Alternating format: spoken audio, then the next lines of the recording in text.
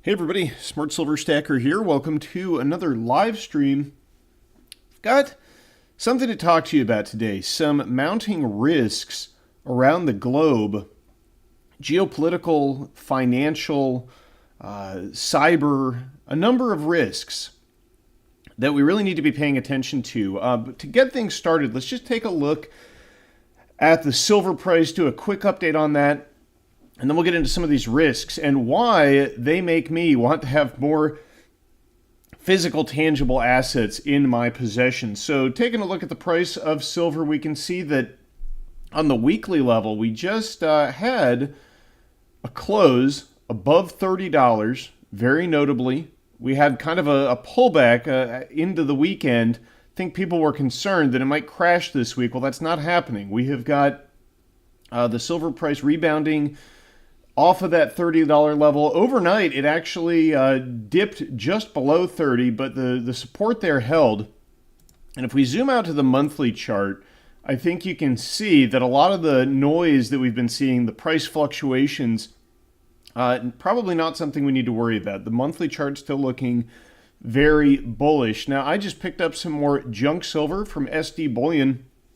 They had a sale over the weekend. It's a little bit higher today, with the price rallying and premiums, not sale price premiums anymore, but still incredibly low compared to some of the premiums that we have witnessed over the past couple of years. And if any one of these risks proves to be a real risk and not just, a red herring or a distraction, I think the premiums on this stuff especially is going to shoot up.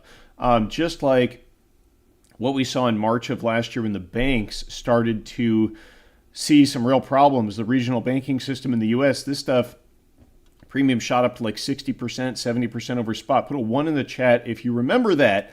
A lot of people, I think, have very short memories when it comes to that sort of thing. But let's get into the risks here. A lot of these are going to be geopolitical, but not exclusively. We've got a lot to cover today. I haven't done a video like this in seems like a while, considering how fast the news cycle in regards of this is.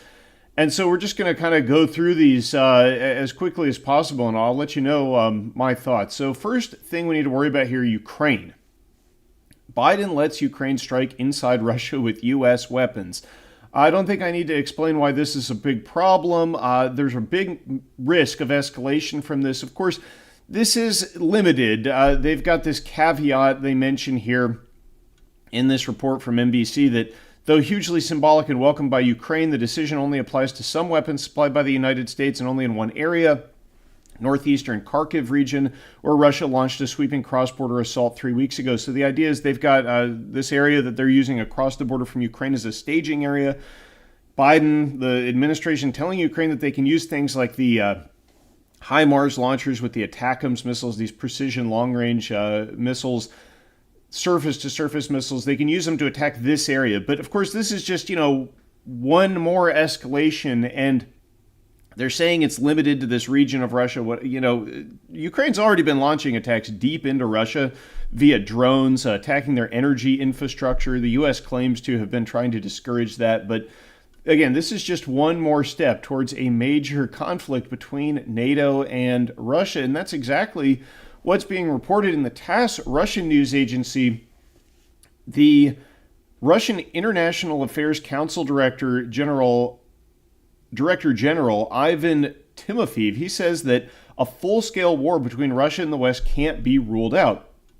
Now, again, the reason that this is relevant to the physical, tangible, hard assets is you have to understand when a real escalation takes place here, like NATO troops engaged with Russian troops or a tactical nuclear weapon going off somewhere in Eastern Europe, there's going to be a huge rush into safe haven assets. We already saw that over the weekend where Iran was launching drone strikes and missile strikes against Israel. Turned out to be a little bit of a nothing burger, but we saw a spike in gold-backed cryptocurrencies that happened to be trading that Saturday night. And I think that, you look at that example, you look at what happened last March with physical metals in light of the regional banking crisis in the U.S., and there is a huge potential for a lot of demand for a very scarce amount of physical metal. So these risks, I think, are relevant to the metals market in a very big way.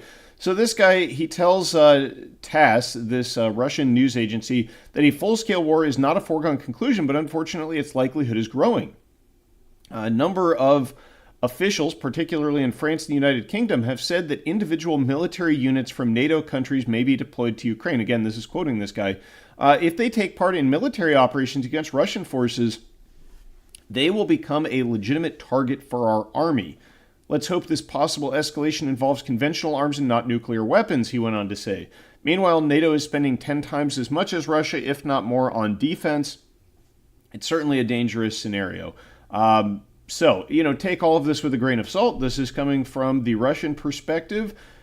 And yet, it seems that what he is saying here, the movement of NATO troops into Ukraine, the use of weapons inside Russian territory, you can see the direction this is heading in. Also, this is one I think to pay attention to from today regarding a claim that was made by Admiral Rob Bauer. This is during the annual Shangri-La Dialogue in Singapore. He's a chair of NATO's military committee. He underscored the alliance's stance on cybersecurity threats. Now, this is critical, emphasizing that a large-scale state-sponsored cyber attack on a NATO member could trigger the activation of Article 5, that is the Collective Defense Clause, which mandates an attack on one member is considered an attack on all and could prompt a military response from the alliance. So, if you see a large-scale cyber attack in Europe or in North America, and the media begins reporting that it is Iran or Russia who is conducting this attack, well, whether it's a false flag, whether it's a real attack, it doesn't matter in terms of what it's going to mean for you and me.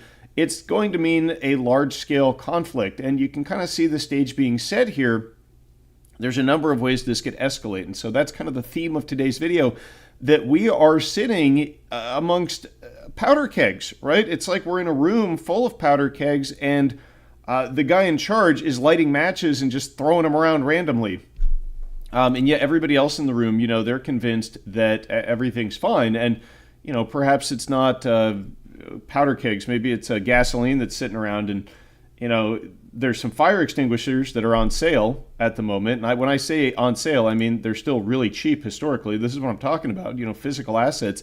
And everybody thinks that, they're manipulated, they're too undervalued, they're industrial metals that have no safe haven status anymore, and they're ignoring them. And so, I think that the thing to do is to snap up those safe haven assets right now.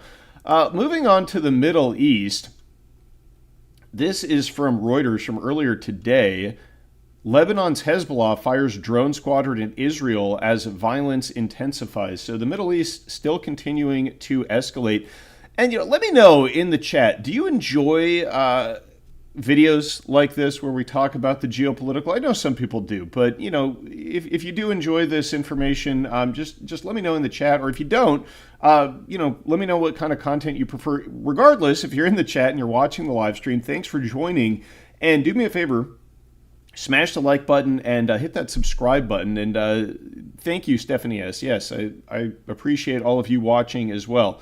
All right, so this attack, we're sort of deadened and I think accustomed to these minor escalations on the Lebanon-Israeli border.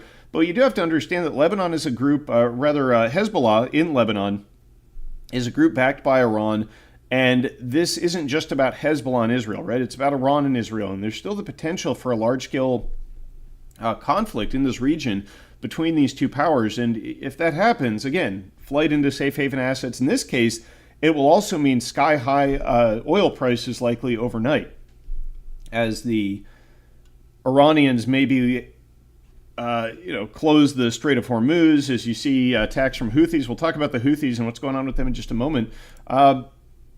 Hezbollah has previously launched drones, according to this report, but this is the first time that they have announced firing a squadron of them. This was at an Israeli military headquarters that they were attacking. So this is an interesting one. This one's from Newsweek about the Houthis claiming to launch a missile attack on a U.S. aircraft carrier, the USS Dwight Eisenhower, which is in the Middle East. as part of these ongoing military operations. And this is kind of an interesting one. So there's a lot of rumors going around on the internet about this. Now, the Pentagon has flat out denied that this is that there's any truth to these rumors whatsoever. So that's the official stance. So, take what you're about to see with a grain of salt. But you've got the TASS Russian news agency reporting that the Houthis, now they're not saying the Houthis are reporting this accurately. They're just telling you what the Houthis are saying. But they're saying that the Houthis are reporting that they have conducted a joint operation attacking a U.S. aircraft carrier and that they have made precise hits. According to this report, also overnight on Friday, the U.S. and U.K. delivered a massive strike on Ansar Allah targets. U.S. Defense Department Central Command later said that the coalition had struck 13 targets in a number of Yemen's Houthi-controlled regions. And despite this ongoing air campaign, which has been very expensive, I'm sure, the Houthis seem to be undeterred, launching attacks on vessels in the region. And, certainly I don't think that the Dwight Eisenhower has been badly damaged or struck in any significant way, but it's all speculation, right? We don't know what's going on out there. The Pentagon says no. Houthis say they have struck it. Now, they've made these claims before, it's important to note. But one thing that does kind of raise an eyebrow here is that immediately following this, on June 2nd, so yesterday, it was reported that the Eisenhower Carrier Strike Group's deployment has been extended. So they're going to be out there for at least another month. So, I suppose that if there was some kind of a cover-up of an attack, you probably would see this kind of announcement. Of course, maybe they just want the assets in the region, given the uptick in hostilities too. So regardless of whether or not the Houthis were capable of damaging a U.S. military vessel, one thing's for sure, they are continuing to target U.S. military vessels in the region. And if you roll the dice enough times, well, you know what happens, right? I mean, eventually you lose. And certainly I'm sure that the capabilities of the U.S. military ships in the region vastly outclass the Houthis, but the Houthis are not, relying on their own tech either. They are sort of a proxy in this region. And so, it could be a real problem if a strike is successful. You could see a big escalation. Now, moving on to Asia. We talk a lot about China and Taiwan, but this is one from the Philippines. The Philippine president now warning China against acts of war in the South China Sea. He said that if any Filipino died as a result of China's willful actions, he said on Friday, the Philippines would consider it as close to an act of war and respond accordingly. And there's been a lot of territorial disputes regarding these islands in the South China Sea. I've seen some where the Philippines have actually beached old ships and they man them continually to exert a presence there. It's been reported that Chinese patrol ships are firing water cannons at Philippine boats and supply vessels. And I know that there's been, unsafe behavior out there with ships refusing to divert their course, larger ships potentially, threatening to ram smaller ships. So it's kind of a heated situation. And this is important because the U.S. is bound by a treaty signed with the Philippines to come to the Southeast Asian nation's defense should it come under attack. So if this does turn into a hot war somehow because of a miscalculation, with this brinksmanship, then the U.S. could get drawn into a conflict with China, and that could be the match that lights the whole Taiwan situation. I mean, if the U.S. gets into a conflict with China in Asia, in the South China Sea, that Taiwan is going to become involved one way or another, and that means Japan's going to get involved, probably Korea is going to get involved. Going to talk about Korea here coming up. So, what's been happening in Korea? Well, you probably saw this headline. North Korea sends balloons carrying feces into South Korea. So, maybe I have a childish sense of humor, but compared to everything else you read, this is, somewhat amusing, I guess, in some ways. Unless a balloon lands on your house, of course, and it's full of refuse, stinking refuse. This was in response to a South Korean activist who had launched balloons over the border into North Korea with pamphlets that derided the North Korean leadership, and I think they had some dollar bills and like K-pop thumb drives loaded up with K-pop. So this was the response from the North Koreans. And unfortunately, this is probably going to be the most humorous news we'll read, but the rest gets pretty serious. North Korea also recently had a failed satellite launch. When that launch didn't go as expected, they launched these volleys of ballistic missiles into the sea. Receiving much censure, of course, but a lot of saber rattling from the North Koreans, as always. But perhaps more practically, now they're saying that debris analysis in Ukraine shows that Russia has been using North Korean missiles. That's according to the U.S. military. And certainly, I don't think this should come as any surprise. Putin and Kim Jong-un were meeting recently to discuss their increasing ties. They're allies, of course. They're in the same bloc, the anti-U.S. hegemon bloc, along with China and Iran, and really the rest of the BRICS nations, and a growing list of members of the global South to one degree or another. But certainly North Korea pretty firmly in that camp, and they are providing weapons to Russia, and you're seeing more and more military cooperation between these nations. You got Russia using North Korean missiles, they're using Iranian drones, and so you're seeing a deeper integration of the militaries of the anti-hegemon forces, whatever you want to call them. So something to note there. Now, I want to address some other rumors that we've seen. Let me know if you've seen these rumors. Put a 3 in the chat if you have heard that the petrodollar is ending on June 9th, which is just coming up. That's this Sunday, I think. So yeah, put a 3 in the chat if you've heard this rumor. I'm just kind of curious if anybody has, because this is one that's kind of been going around. However, it doesn't look like there's much to this from my standpoint.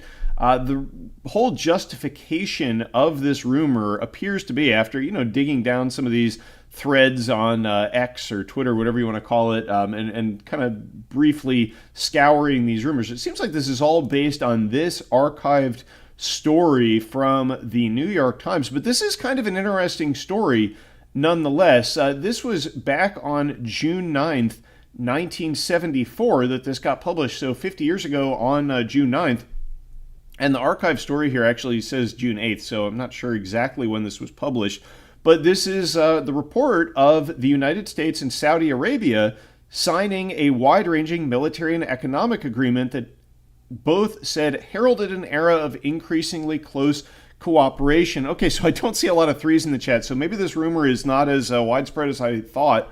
But it is interesting to think that it has now been officially 50 years since the creation of the petrodollar system. And when you're talking about fiat currencies, currency systems, this is, of course, not a dollar standard that's convertible into petroleum, but it is a system that creates a lot of demand for dollars around the world. And it, as one of the underpinnings of the dollar's status as the world reserve currency. And 50 years is, it's getting a little long in the tooth for any system like this. And we're seeing that, Saudi Arabia joining the BRICS nations, the UAE abandoning the petrodollar standard last year. They were selling oil to India for digital rupee. They sold gas to China for yuan. So, we're starting to see the underpinnings of the dollar status as the world reserve currency being eroded. But I don't think anything's going to happen on June 9th specifically,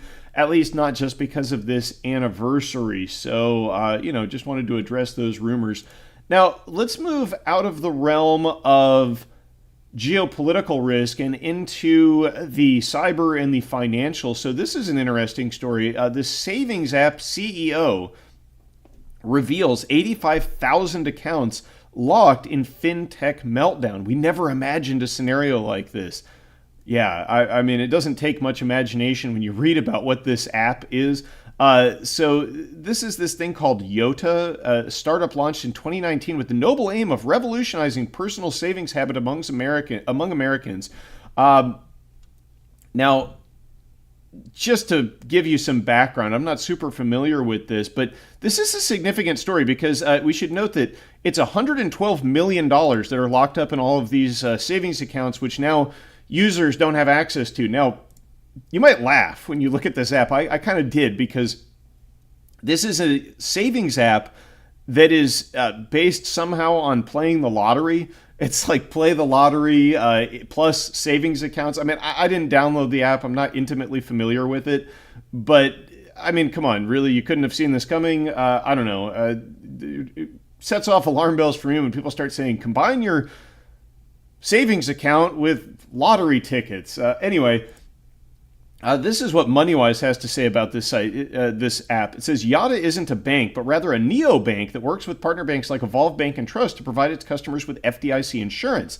The platform also has numerous security features like withdrawal notifications and two-factor authentication.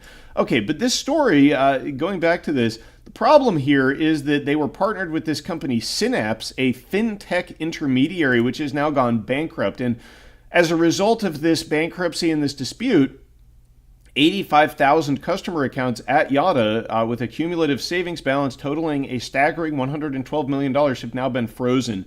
And these people now, according to what I've read, are being forced to, rely on getting assets from other places. Some of them are having to go into debt. I mean, if you got 100% of your net worth loaded up into an app that involves lottery tickets and it's a fintech savings account, then, that's perhaps not the wisest way to diversify. Perhaps some physical assets would be better. But a few reasons I wanted to bring this up. I mean, one, this attitude that we never could have seen this coming. You're going to see that as the risk attitude has gotten so crazy and so distorted over the past decade plus since the great financial crisis, with this huge amount of fiat currency being created, the stock market being traded like just a slot machine casino, the risk and people's lack of understanding of some of these risks and ability to just pour capital into these speculative wild investment schemes. I think that they've been conditioned in some ways by crypto and by Bitcoin. Everybody's looking for the next 1000x investment and trying to get rich overnight. But this also lays bare the vulnerabilities of the whole digital finance, the whole fintech industry, and how a lot of these people, they're ultimately going to need some kind of a bailout. And it's going to be very bad when you see cascading failures through systems like this. And it also shows you how non-robust, how vulnerable the system has become when you have, $112 million invested in a lottery ticket app. Anyway, speaking of problems with the digital financial system, and just another reason why it's nice to have your gold and your silver in your physical possession, there were some technical issues this morning. I noticed this because I logged into an account today and I saw that my Barrick gold shares looked like they were trading down about 96%. I should have screenshotted it so I could show you this, but it showed that Barrick Gold was trading for like 23 cents or something like that, down from about $17. So other stocks were affected, such as Berkshire Hathaway and Chipotle Mexican Grill. These stocks were halted for volatility because of this technical issue, which displayed the prices incorrectly.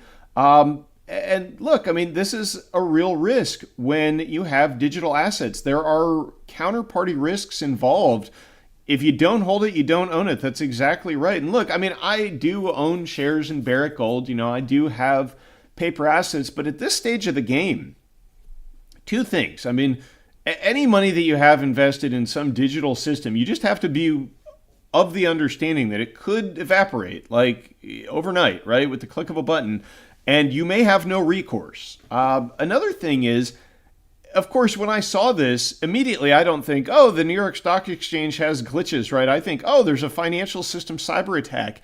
And I'm sure a lot of people's minds went there. And just imagine, that's probably not what this was, although who knows.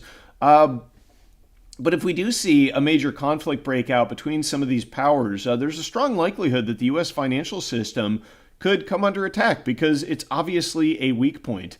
And the chaos that could ensue, think about everybody who has a huge portion of their retirement and their savings and their nest eggs in a 401k somewhere. I mean, that describes the majority of Americans, I think, who have retirements, probably all in 401ks. I mean, if that goes poof, if that's at risk, think of what the exits are going to look like into safe haven assets, the kind that you can hold in your hand. Think of how desirable a gold coin or a gold bar, a silver bar is going to be when you can no longer rely on these assets. Now, this glitch, I don't think, shook anybody's faith in the system, but my faith is already shook, and I think it's wise to get your hands on things like junk silver while they're still cheap. Okay, moving on to risks, obvious ones. The U.S. national debt now at $34.79 trillion. That's getting a lot bigger if we go to war, so we can just, write that off as just a lingering background risk.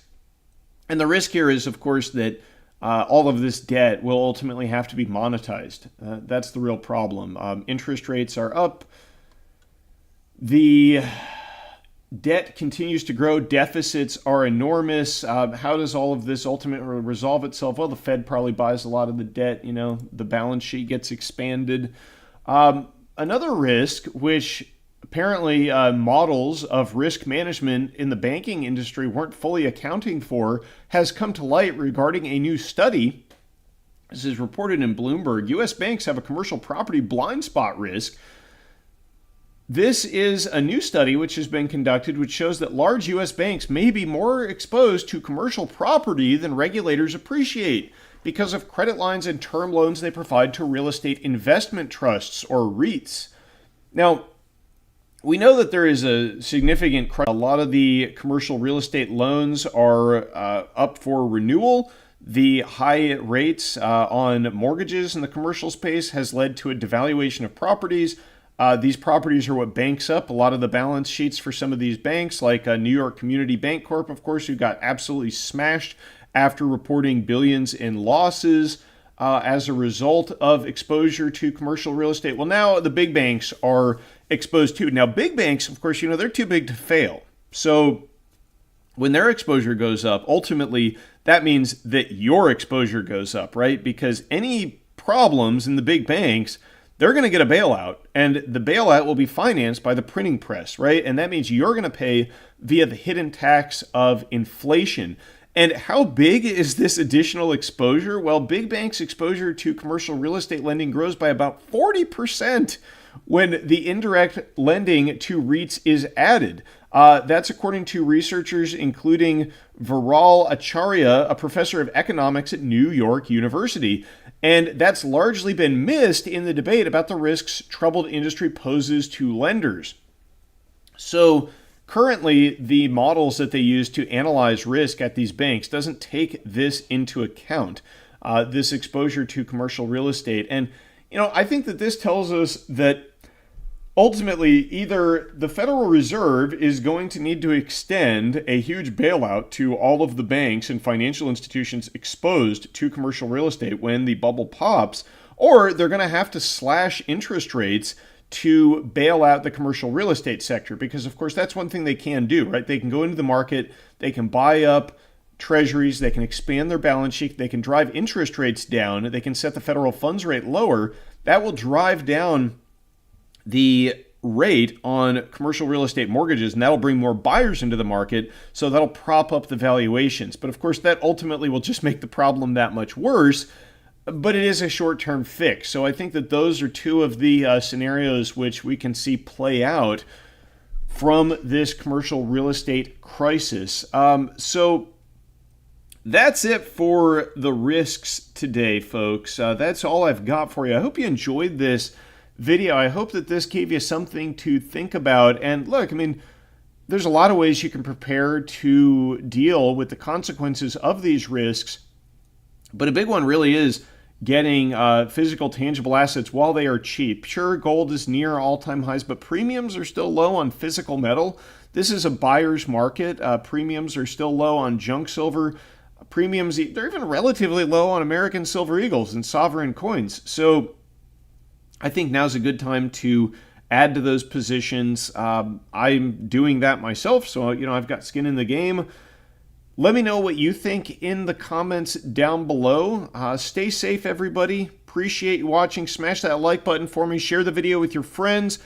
And I'll catch you next time. Smart Silver Stacker out.